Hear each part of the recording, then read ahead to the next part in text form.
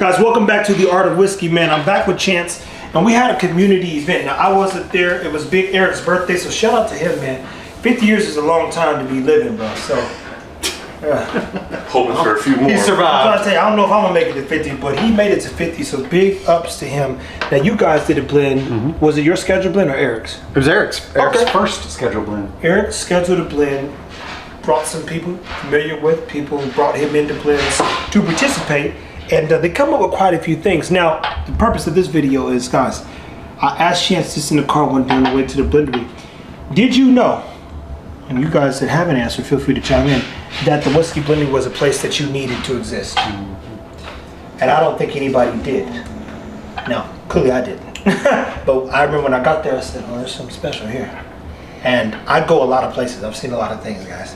And there's very few times where that thing in you says, you need to be here. So, this is an example of people pushing their whiskey passion to the extreme and giving access to tons of opportunities. So guys, walk them through the journey you went on to put whiskey like this in a bottle and what makes it special. Well, I'll talk about the first two. And Eric, you get on this side too. So, next to Chance, the whiskey giant next to the Chinese. So this was the second place in the blend for Eric's birthday here. Yep. And Eric didn't know it, but unbeknownst to him, we already had a sticker made when we showed up that day for the whiskey giant. You guys and all your secrets. I was left in the dark. And we do have the winning blend down here. So we're gonna blind some people tonight and see if that still holds true. Because we did what, a 7-way blind for that? A little too much. Yeah, it's too much. You got to have a better plan for the next one, Yeah. I think. And this was one of the component whiskeys in the blend. I think it's in both. I know it's in both bottles. That just knocked me down, right? And it's a 152 proof American light whiskey, somewhere around the age of 18 years.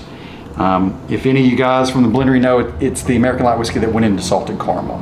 So it was a very special bottle to me. I wanted a 750 of it, and then I got one of my blend.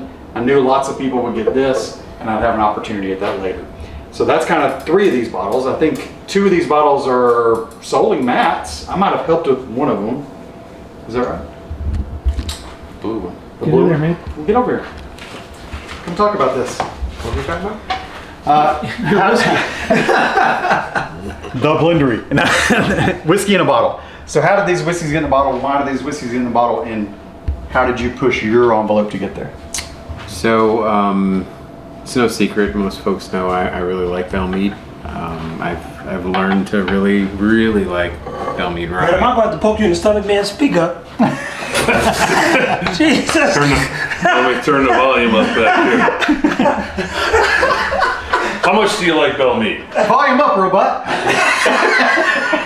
Enough that I've probably bought at least a quarter of this one barrel alone.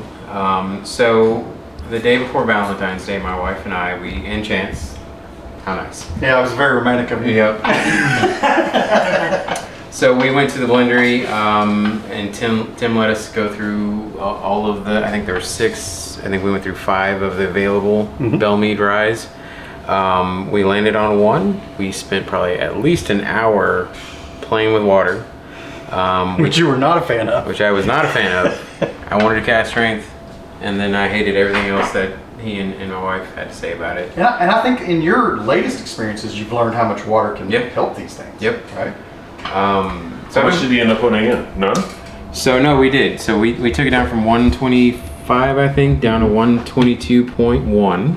And then we bought, I don't know, like 12 bottles that night, which I'm sure Richard and crew loved because it was right at the end of the night. Some stuff happened. I won't go into that right after that pick.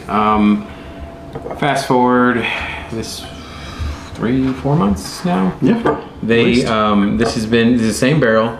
It's been aging, getting a little less water in it, we'll just say, with Texas heat. And so it's come back up, I think, at least 1, maybe 2 proof points. Yeah, like 1.5. And so tried it about a week ago. I was there at the blendery. Tim was saying, hey, we got back into 322, you should take a try. So we tried it. It had this neat little honey note to it. And so, of course, the wife was there with me again, and she's like, I want 2 bottles. So same barrel, 2 bottles, different stories, different proofs, different ages, only a few months apart. But do you think these are similar or different or? So I would say nose. When I fresh cracked both of them, nose is similar. I think profiles are very different, and if you blinded me, I would probably say they're two different barrels. And that's why you brought them tonight, to share them and get people's opinions on that. Okay, great. Be a good side by side. Absolutely. Yeah. So we're going to get into that for sure. The only other bottle in here that we hadn't talked about is Turkey Cake. This is a true turkey product, 8-year Cut Barrels Select. Those guys do a good job picking. I can't fault them on their picks. That most everything I've had from them is pretty good. I do think they got third pick. One of the picks is Daniel's that no one's seen yet. Hopefully coming out soon, especially for you Missouri guys. And I think half of Texas may buy that bottle, by the way. So it ain't gonna make it out of Texas, man. Now these are all whiskey projects that you guys achieved and finished in a day, right? Yeah, separate, different days, but yes. Different days. And look, man, make sure let's turn them on so people can see the stickers, man. These guys are passionate about whiskey. Yeah, you got them. Yeah, they're super passionate about whiskey. Damn, y'all named it. Okay, Big E. That's Jeff. He won. He got the pick. Where did the E come from? Oh, it was made. I'm just saying, like you said, Birthday Jeff blend. won. Birthday blend. I had to put a little thought in mine. Okay, so that's Should have called it Little that's what's my guy's name?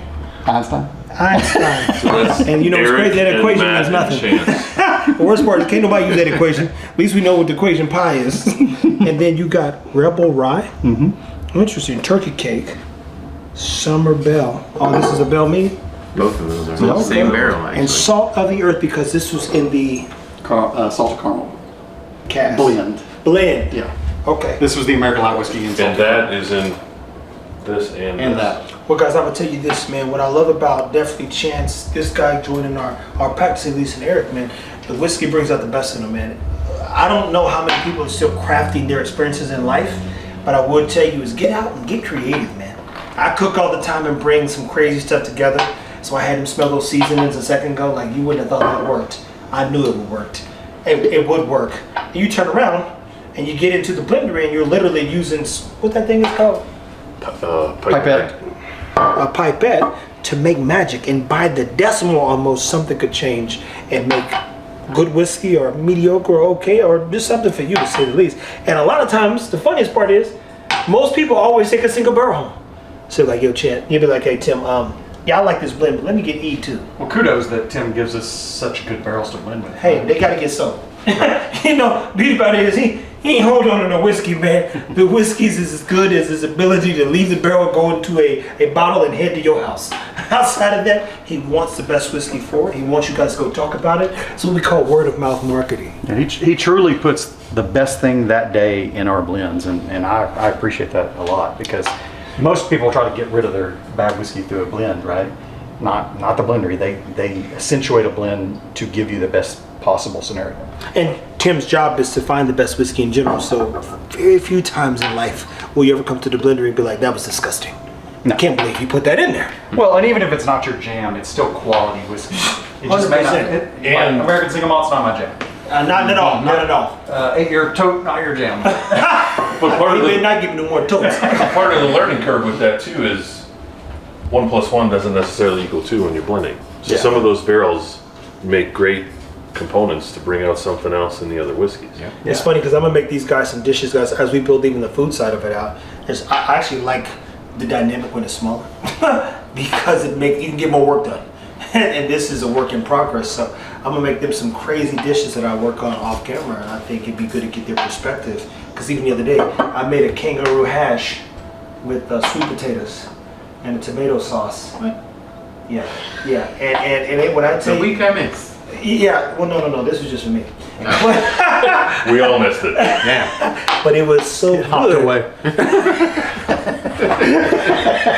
That thing was doing a stanky leg. It was, Guys, listen, man, keep it whiskey. If you've not got to the blendery, a lot of places do barrel picks and blends and various things. I don't think any place does it better than the Whiskey Blendery. And we're not here to sell or prove that that's true. What I do know is look at these bottles on the counter, man. All from the Whiskey Blendery. These guys shall return. They're there once or twice a week. You almost feel a little lost if you're not there once a week, right? Yeah, and truly, like if you haven't been there, Go experience it for yourself, but it is the shortcut to good whiskey. That's a good way to put it, man. And it's because Tim is taking the long road. Yep. So keep that in mind. He's taking the long road because of chance and Eric and myself even. And damn, boy, I got your name. Matt Garza. You got it. I know. And Big E. Eric. I know Eric looked Matt Garza. You know what's funny? His speaker was like, yo, son, Matt. I'm like, Matt who? And if I say it in Garza, like, well, so I got to say both his names for you to know what I'm talking about? I'm like, maybe. Natural. There are. You know, it's the other Matt too, so, but I'm like, Matt Garza comes here, so I'm like, I always say your first and last name, so it's a habit of mine. And anyway, guys, Keep It Whiskey, super good blends. I gotta try that salted caramel. This thing's great. Rebel Rye.